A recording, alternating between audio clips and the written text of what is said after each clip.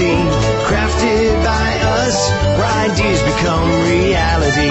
Crafted by us, just grab this opportunity in this community, crafted by us.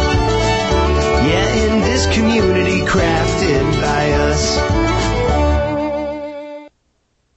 Hi, welcome to this 8th installment of our 12 Days of Christmas series. I'm Michelle Johnson from Crafted by Us, and for this project we're going to try making wrapping paper with carved potato stamps. So first I have to say this is the first time, besides my practice run, of ever making these. I've heard of people doing it and I thought it would be interesting and I've never tried it, so I'm giving it a shot now. I have a stamp here that I've made already, and I'm going to show you how I did that. This one, that's just the same potato cut in half.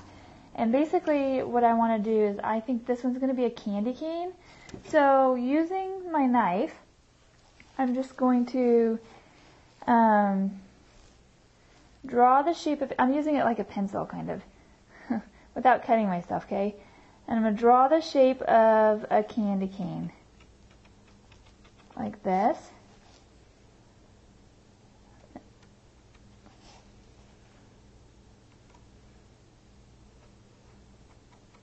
Alright, so I have my stem. I think that'll be the easiest part.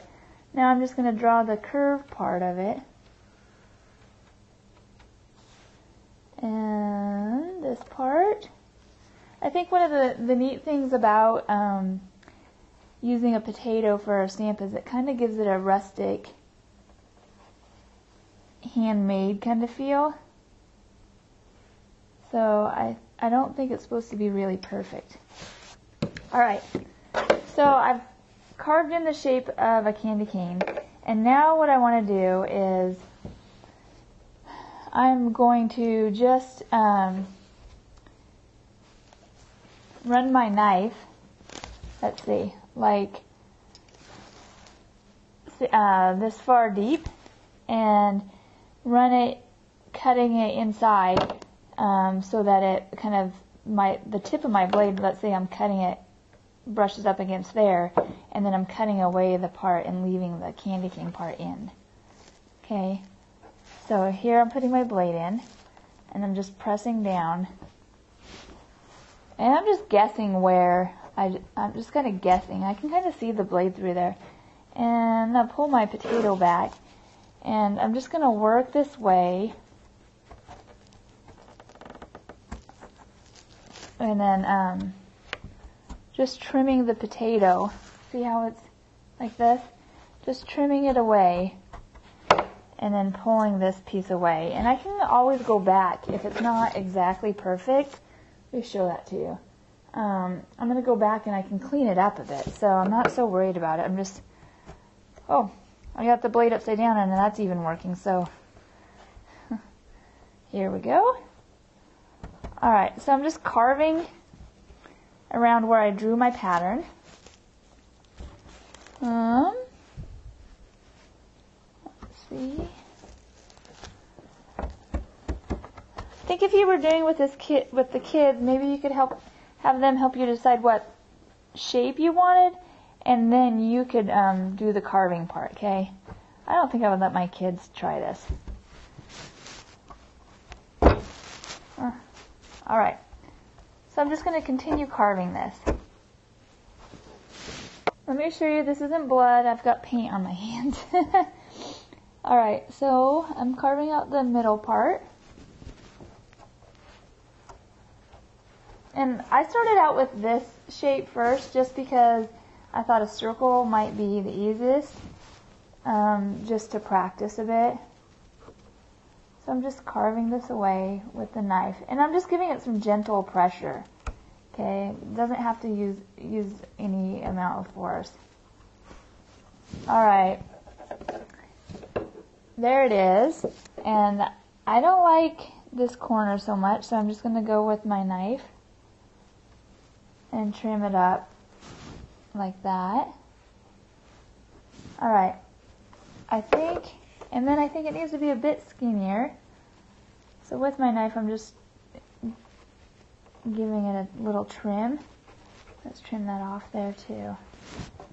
There, that's a bit better. And now let's add some stripes. So I'm just going to get my knife like this and just try to cut out some stripes. Now when I made this one, I used this tool. I just was looking for something that would make a circle. Stuck it in there and then just twisted the tip around. So use your imagination. See what you've got laying around the house that might make good indentations, shapes, that kind of thing. So you can see I'm kind of carving away just a little section. Now where I'm carving, removing this, hopefully there won't be any ink and my candy cane will look a bit striped.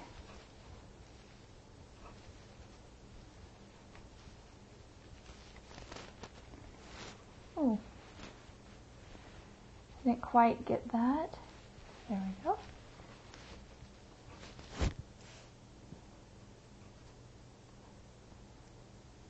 I think the great thing about this, as opposed to doing like linoleum carving, is if you mess it up, it's just a potato, so you haven't wasted a ton of money.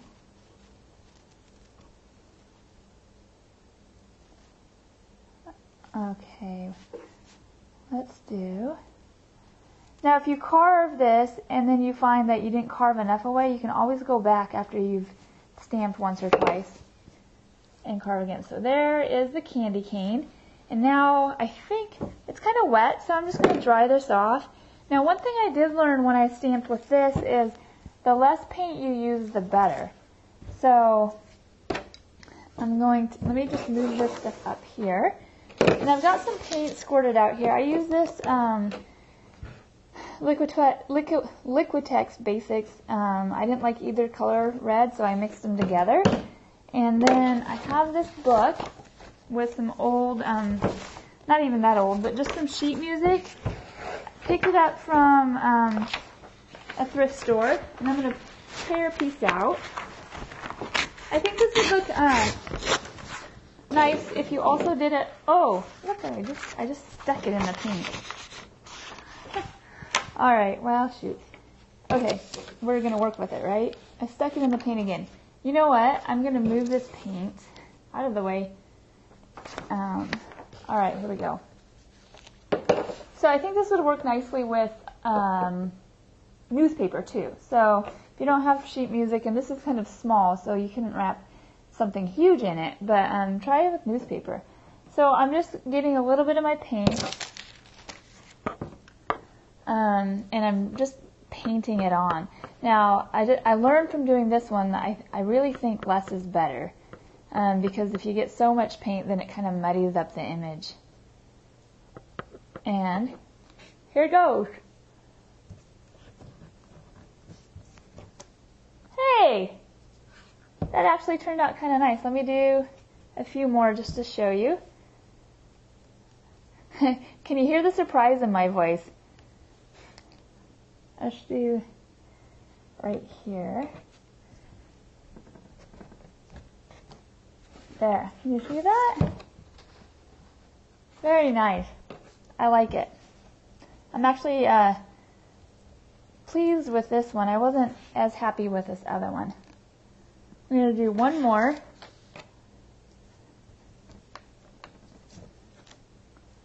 Alright. So, there you go. And let me show you. I have one. This is with the this stamp, and I've wrapped a book up, and I didn't quite like the outline of the image, so I went with a black pen and just traced a little bit around some of the edges to give it a finished look. So there you go. Crafted by us, a show with commonality. Crafted by us, where ideas become reality. Crafted by us, just grab this opportunity. In this community, crafted by us. Yeah, in this community, crafted by us.